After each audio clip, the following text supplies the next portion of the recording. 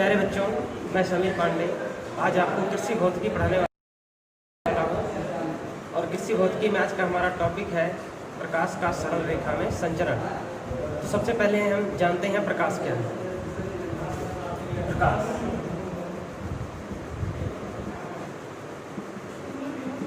प्रकाश वह ऊर्जा है जिसकी सहायता से हम वस्तुओं को देखते हैं। प्रकाश हमें वस्तुओं को तो दिखाता है लेकिन स्वयं दिखता नहीं। कभी कभी हमें लगता है कि हम अंधेरे कमरे में बैठे हैं और प्रकाश की किरण अंदर आ रही है और हमें लगता है कि हम प्रकाश को देख रहे हैं। वह प्रकाश नहीं होता है बल्कि वायुमंडल में उपस्थित धूलकण होते हैं जो प्रकाश के आने के कारण चमकने लगते हैं। जानते हैं प्रकाश के स्रोत के बारे में। प्रकाश के स्रोत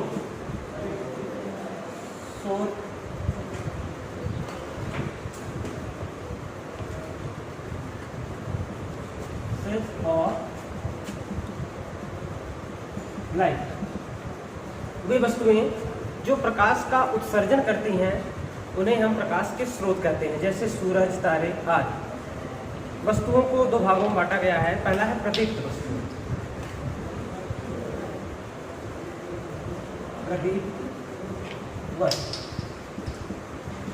वे वस्तुएं जो स्वयं से प्रकाश का उत्सर्जन करती हैं, उनका खुद का प्रकाश होता है, उन्हें हम प्रदीप्त वस्तुएं कहते हैं, जैसे सूरज, तारे, मोमबत्ती, विद्युत बल्ब आदि। दूसरी है अप्रदीप्त वस्तुएं।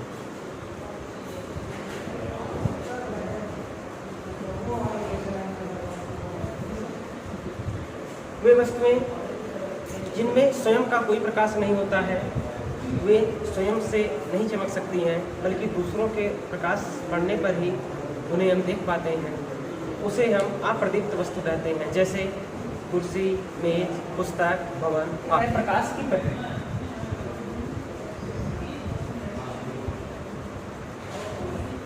प्रकाश की प्रकृति अनुप्रस्थ होती है। प्रकाश की प्रकृति कैसी होती है इसको जानना हमें अति आवश्यक है, क्योंकि हम प्रकाश के गुणों का अध्ययन करने वाले हैं। हम चलते हैं, जानते हैं माध्यम किसे कहते हैं। वह वस्तु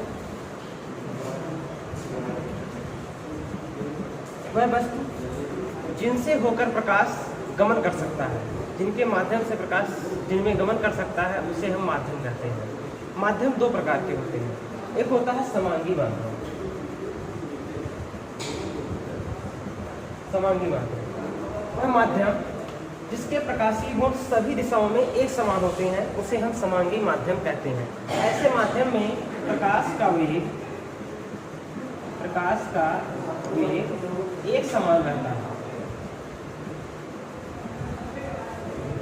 दूसरा है विषमांगी माध्यम। ऐसा माध्यम जिसके प्रकाशीय गुण सभी दिशाओं में अलग अलग होते हैं या भिन्न भिन्न दिशाओं में भिन्न भिन्न होते हैं, उसे हम विषमांगी माध्यम कहते हैं। विषमांगी माध्यम में प्रकाश की चाल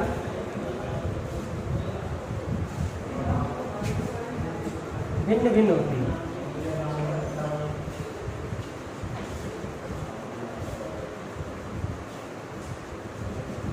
अब हम प्रकाश की किरणों के बारे में जानते हैं। किसी समांगी माध्यम में प्रकाश किरणें सीधी रेखाओं में गति करती हैं।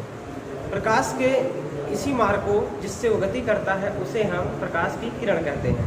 जब यही प्रकाश किरणें समूह में होकर एक ही दिशा में जाती हैं तो उसे हम किरण पुंज कहते हैं। जैसे अगर एक किरण जा रही है तो ये प्रकाश की किरण है, लेकिन किसी स्रोत से कई प्रकाश की किरणें एक साथ निकल के जा रही हैं तो ये किरण पुंज है। प्रकाश के किरण पुंज को तीन भागों में बांटा गया है। पहला है अपसारी।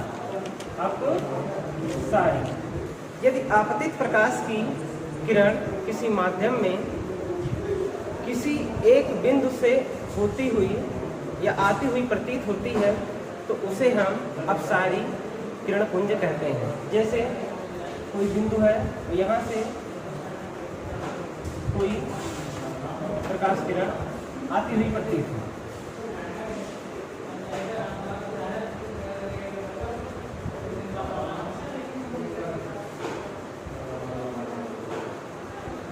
ये कैसी किरण पुंज है? अपसारी। नेक्स्ट हमारा अभिसारी।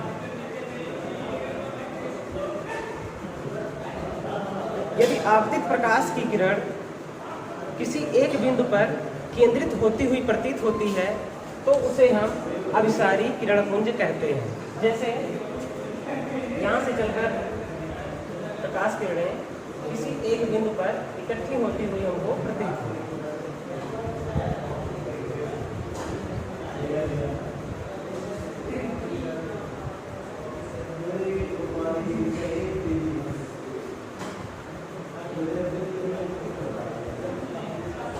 ये कहलाएगा अभिसारी किरण पुंज। तीसरा है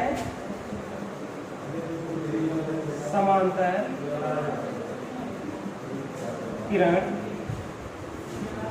पुंज।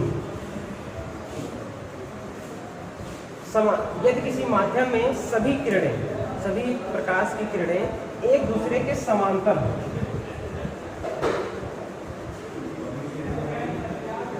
तो वह समांतर किरण पुंज कहलाएगा।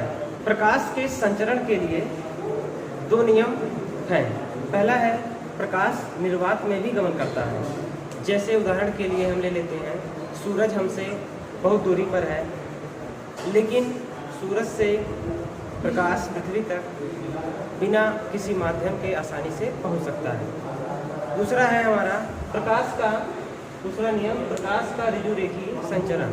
प्रकाश जब किसी माध्यम में सीधी रेखाओं में गति करता है तो वह प्रकाश का ऋजु रेखीय संचरण कहलाता है।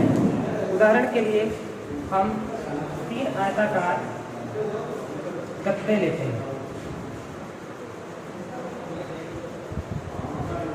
जो गत्ते बिल्कुल समान हैं, इन तीनों गत्तों में समान दूरी पर एक छेद कर लेते हैं।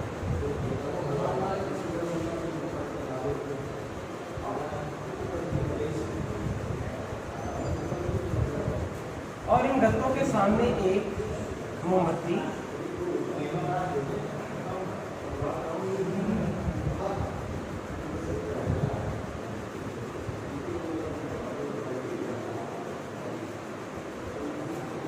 जला देते हैं।